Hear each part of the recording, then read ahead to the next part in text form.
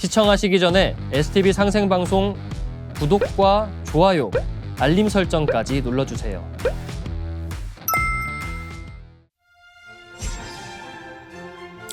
안녕하세요. 인문여행 작가 오동석입니다. 자, 오늘 이 시간에는요, 그리스 정신문화, 종교 또는 철학에 대한 이야기를 시작할까 합니다. 그리스에는 다양한 종교가 있었죠. 일단은 그리스 로마 신화하면 다신교가 생각이 나고요. 그 다음에 밀교가 있습니다. 엘리우시스 밀교라는 것이 있고, 디오니소스, 밀교가 아닌 이건 축제라고 주로 이야기를 많이 합니다. 그 다음에 신플라톤주의. 네, 신플라톤주의 처음 들어보신 분도 많으실 텐데 굉장히 중요한 철학의 한 흐름입니다. 최소한 해결까지 영향을 미쳤던 굉장히 중요한 철학과 종교를 합한 그런 모습을 갖추고 있는데요. 이 이야기를 해볼까 합니다. 자, 다신교, 그리스 로마 신화의 다양한 신들 이야기이죠. 제우스가 있고요. 태양신 아폴론이 있고, 그다음에 아르테미스, 풍요의 여신이면서 사냥의 여신이죠. 그다음에 레토가 있습니다. 그런데 이런 신들은 다 다른 지역에서 왔습니다. 제우스 같은 경우에는 인도 유럽에서 들어온 신으로 알려져 있습니다. 아폴론도 마찬가지입니다.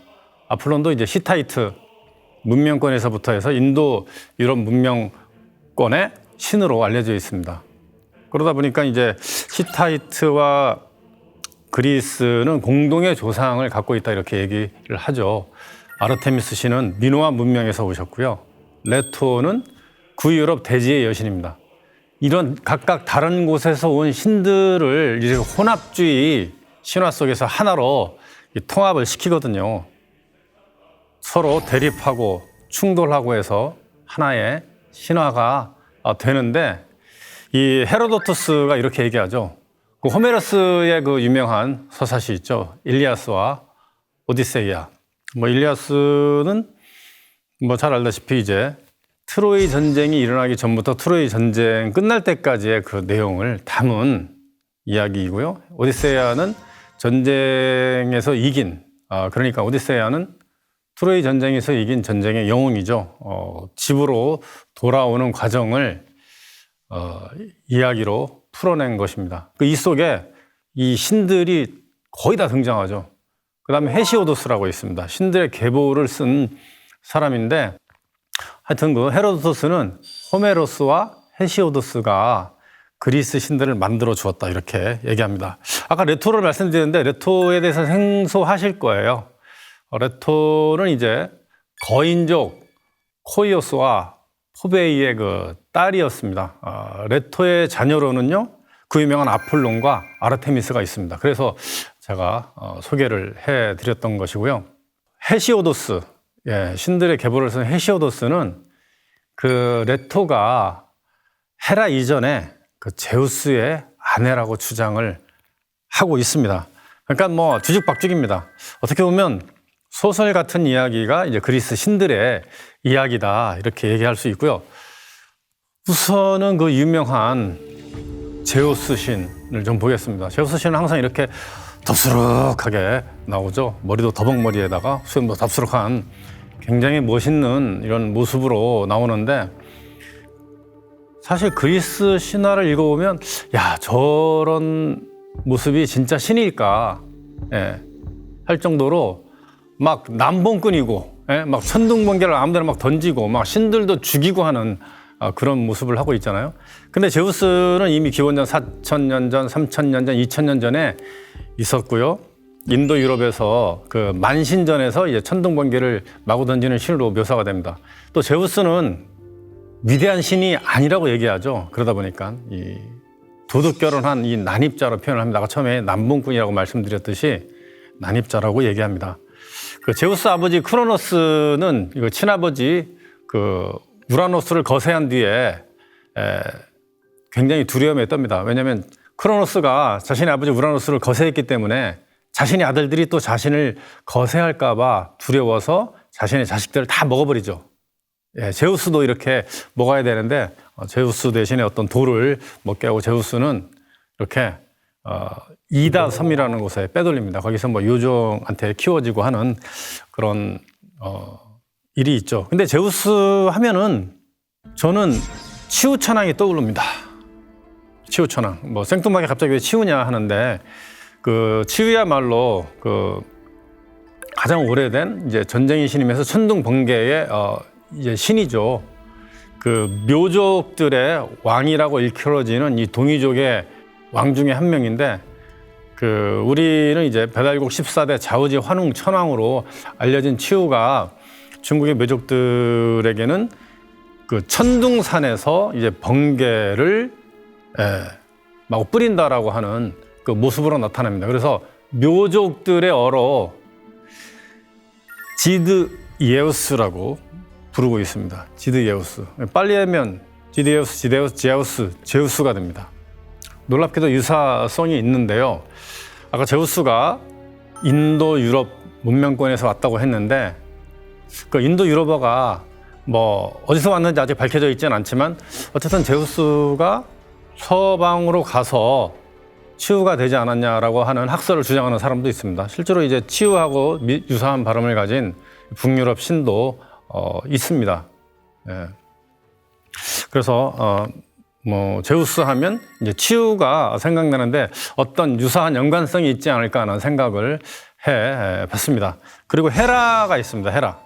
뭐 조각도 굉장히 멋있죠. 이렇게 젖은 옷처럼 이렇게 쫙 흘러내리는 이런 조각이 이제 헬레니즘 시대에 유행했던 헬레니즘 스타일입니다.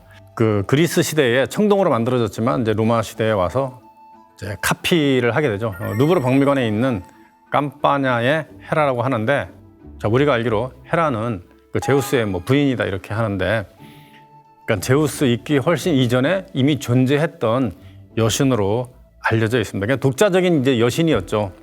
자, 그리고 아르테미스가 있습니다. 뭐 잘 모르시는 분도 있고 생소한 그 신의 이름일 수도 있습니다. 사냥의 신이면서 풍요의 여신.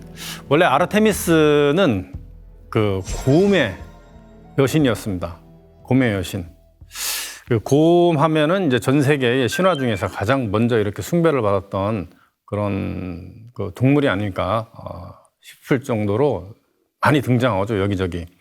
그러니까 숲속의 여왕의 역할을 하는 것이 이제 곰이다 이렇게 얘기를 하는데, 그 아테네 동쪽에 보면 브라우론이라는 곳에서 이 아르테미스 여신을 기리는 그 축제 때 춤을 추는데 이런 소녀들을 어린 곰이라고도 부르죠. 예.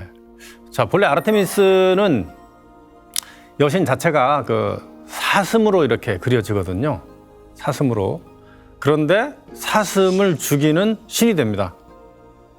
자기가 사슴이었는데 사슴을 죽이는 신이 됐다? 그 생명이라는 것은 이제 다른 생명을 영원히 죽여야지 이제 유지가 될 수 있잖아요. 인간이 뭐 생명을 다 죽여서 그 생명을 우리가 먹어서 유지가 되듯이 내가 동물을 죽이지만 나도 언젠가는 죽는다. 뭐 이런 의미를 내포하고 있습니다. 그러니까 생명은 그 자체로 죽음이죠. 언젠간 죽게 돼 있으니까. 우리를 죽이는 그 누군가도 죽는다라는 그런 의미를 갖고 있습니다. 자, 아폴론 신, 태양신 아폴론. 요 조각상은요, 역시 마찬가지로 그리스 시대의 청동상을 로마 시대의 대리석 조각으로 만든 건데 이 비율이 아주 끝내줍니다. 그래서 아주 극찬을 하는 조각인데요. 이렇게 활이 이렇게 되어 있고, 원래 저 왼쪽 손에는 활이 있었거든요. 이제 활은 사라졌습니다. 오른손은 활을 쏘고 나서 탁 내린 모습이고, 활이 날아가는 방향으로 시선을 향하고 있는데, 뭐 여러 가지 의미가 있죠. 뭐 거인족에 쏘아서 뭐 떨어뜨린다 라고 하는 그런 의미로 보기도 하고요. 그런데 이 오른쪽 기둥에 보면은 뱀이 올라오죠. 뱀이. 다 어떤 상징적인 의미를 하고 있습니다. 이 아폴로는 어떤 신이냐? 그 히타이트와의 관계가 있고요. 그 소아시아로 들어온 인도 유럽계 그 히타이트하고 연관이 있습니다. 그 양궁을 발명했다고 알려진 신이죠. 아폴로는 또 음악의 신이에요. 예, 모든 음악, 노래, 춤, 뭐 시를 관장하죠. 그래서 그 현악기를 발명한 신으로도 여겨지고 있습니다. 뭐 축제 때 합창단의 리더로서 역할을 하기도 하고요. 뭐 신이 이런다고 하니까 좀 이상한데 하여튼 그렇게 그려지고 있습니다. 또 도시의 건설과 시민의 헌법 제정하고도 이제 연관이 되어 있습니다. 그 목동과 목자들이 또 수호신으로 활약하기도 하는데 더 중요한 건 이거죠. 어떤 자연의 여신과 어떤 균형을 맞추려고 하는 인간 문명의 그 신이라는 것을 이제 나타내는 것이 이제 굉장히 중요하죠. 그리고 이제 인간 문명에 살다 보면 전염병이 생기죠. 전염병을 이게 물리치는 신이기도 하지만 전염병을 인간한테 가져다 주는 신으로, 역병의 신으로도 이야기를 하기로 하죠. 그러니까 화살로 역병을 죽이기도 하지만 화살을 쏘아서 역병을 거기에 날리기도 한다라고 하는 신이 아폴론 신입니다. 네, 나중에 뭐 태양신 미트라하고도 이제 거의 뭐 구별이 없이 이렇게 사용하기도 하는데요. 아까 뱀을 유심히 보라고 했는데 이 뱀이라는 게 뭡니까? 일정한 시간이 되면은 이제 허물을 벗고 탈퇴를 하면서 다시 젊어지는 듯한 모습을 하게 됩니다. 그래서 뱀은 치유하고 병하고 관련이 있는 겁니다. 그래서 헤르메스의 지팡이에 보면 이제 뱀이 있고요. 그 헤르메스가 이제 기독교 쪽으로 들어가면서 뭐가 되냐면 성 미카엘이 되죠. 그래서 그의 아들인 아폴론의 아들인 아스클레피오스가 이 의학의 신이 되고 치유의 신이 되죠. 그런데 이 아스클레피오스가 인간을 불멸의 존재로 만들 수 있는 어떤 비법을 가지고 있었다고 합니다. 그리고 이 그 아폴론의 위대한 딸이 있습니다. 헤게이아라고 하는 그 건강을 유지하는 그런 딸이 있는데 미리 그 병이 걸릴 것을 염두에 두고 이제 건강하게끔 만들어주는 그런 그 여신이죠. 우리가 이제 영어로 하이진이라고 하면 위생이라는 그런 의미가 있는데 그 하이진의 어원이 되는 신이 그 히게이아 여신입니다. 유럽 지역에 이렇게 그 여행을 하다가 온천 지역에 가면은요, 이 두 신은 반드시 있어요. 그 온천이 이제 사람들한테 이제 건강하게 해주고 이제 치유할 수 있는 능력들이 좀 많다 보니까 이제 온천을 이렇게 마시기도 하거든요. 유럽에서는. 그런 장소에 가면 이 아스클레피오스하고 헤게이아, 히게이아 이 신들이 동상들이 여기저기 세워져 있는 모습을 보이고 있죠. 두 사람들이죠. 예. 왼쪽에 있는 사람이 이제 아폴론의 아들 아스클레피오스고 오른쪽이 히게이아 여신인데 둘 다 이제 뱀을 이렇게 주변에서 이제 묘사를 하고 있죠. 뭐 그리스의 신들에 대해서는 이렇게 얘기를 마치겠고요. 자, 또 그리스 신들은 어떻게 되냐면 뭐 인도 유럽계부터 시작해서 여기저기에서 이 유입된 신들이 어떤 소설을 통해서 아니면 이제 소설보다도 어떤 그 대서사시죠. 호메로스라든가 아니면 이제 뭐 다른 여러 작가들의 작품 속에 등장을 하면서 이제 신화가 만들어진 겁니다. 그 그리스 신화가 혼합주의에 의해서 막 섞여서 나중에 재탄생됐다라는 것을 설명하기 위해서 소개를 해드렸습니다. 자, 그다음에 그 밀교에 대한 이야기를 하겠습니다. 어떻게 보면 이제 가장 중요한 부분 중에 하나가 될 수도 있고요.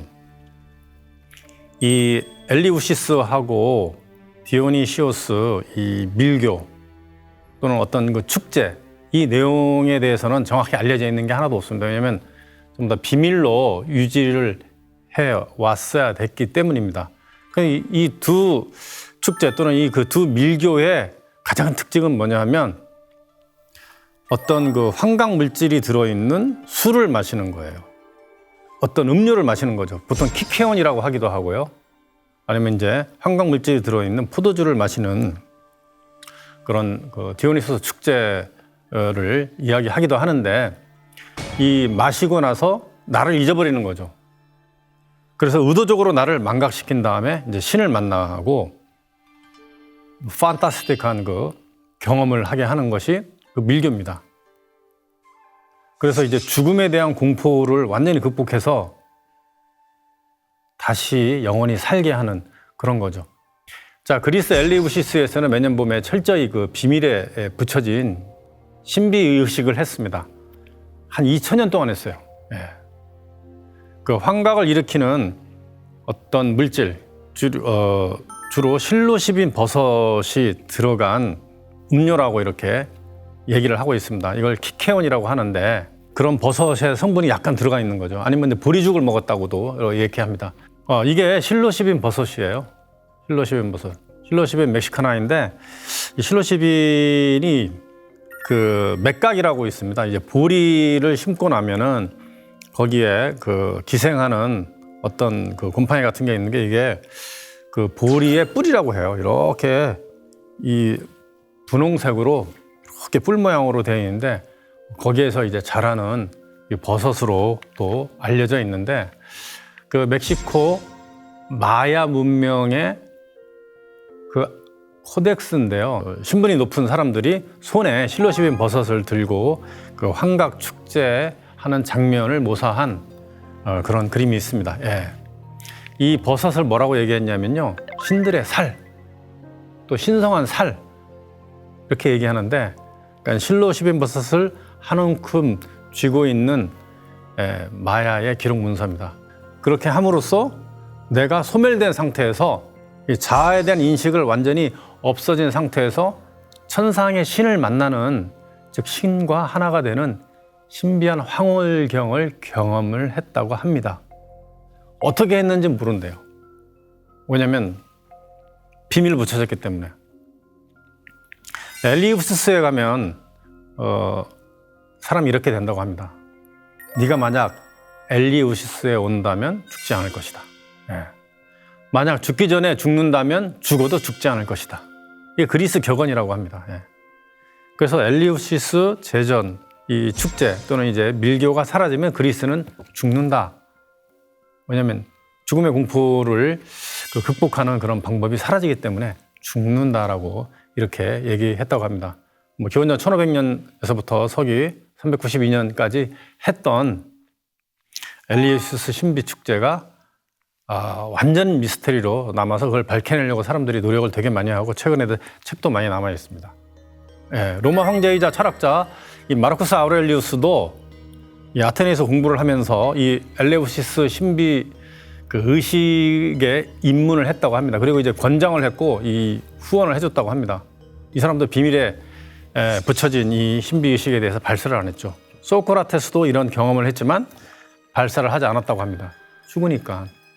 엘리우시스 축제 장소로 가는 길에 맨 마지막 관문에서 만나는 그 조각상이 지금 그 장소에 있습니다.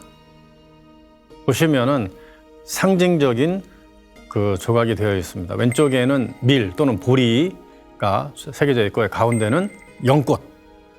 맨 오른쪽에는 그 키케온이라고 하는 어떤 환각 물질을 만드는 이 신비한 어떤 통이 있습니다.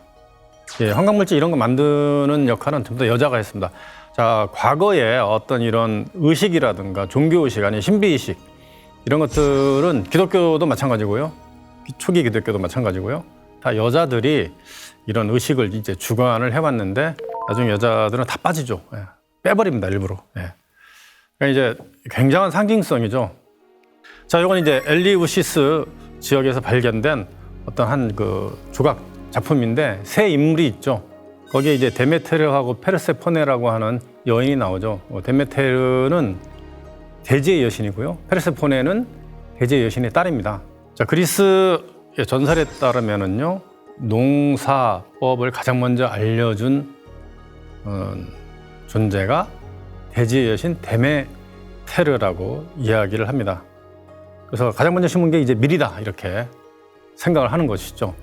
또는 이제 엘리우시스 그 지역에서 농사법이 가장 먼저 나왔다 이렇게 얘기하는데 사실은 이제 데메테르하고 페르세포네는 같은 인물로 치고 있는데 신화 속에서는 딸로 이렇게 하는 거예요.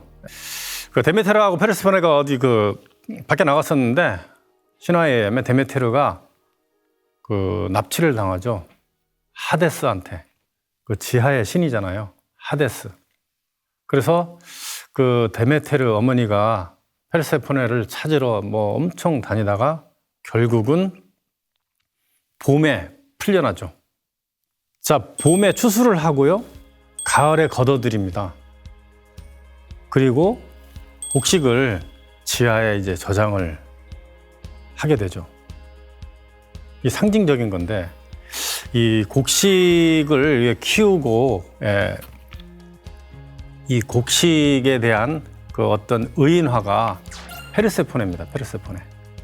그 지하 저장고 지하는 하데스예요. 지하의 신, 또 재물의 신을 얘기하죠.